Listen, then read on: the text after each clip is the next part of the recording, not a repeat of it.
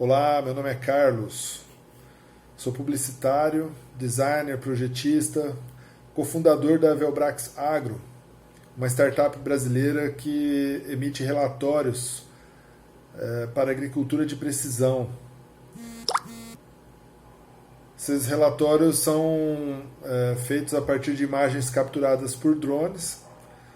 A gente prefere utilizar os drones de asa fixa com capacidade para levar sensores como a Sony Alpha 5500 e a Redege Micasense.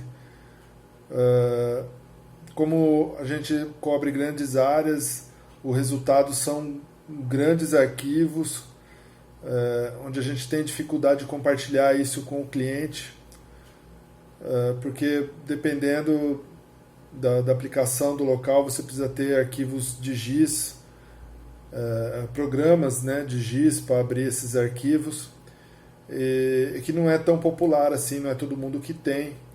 É uma solução que a gente tem utilizado ultimamente, que a gente tem gostado bastante, é a plataforma da Endshine,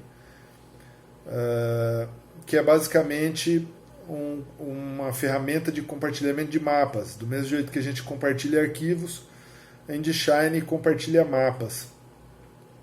Uma plataforma bastante inteligente, bastante interessante, onde você pode subir seus big chiefs e fazer marcações poligonais e fazer marcações de texto, e definir o nível de acesso que os seus colaboradores e clientes terão, e eles eventualmente podem até baixar esses arquivos. Então, além de compartilhar, é uma plataforma que armazena também esses arquivos, organiza. A gente tem gostado bastante e a Velbrax recomenda.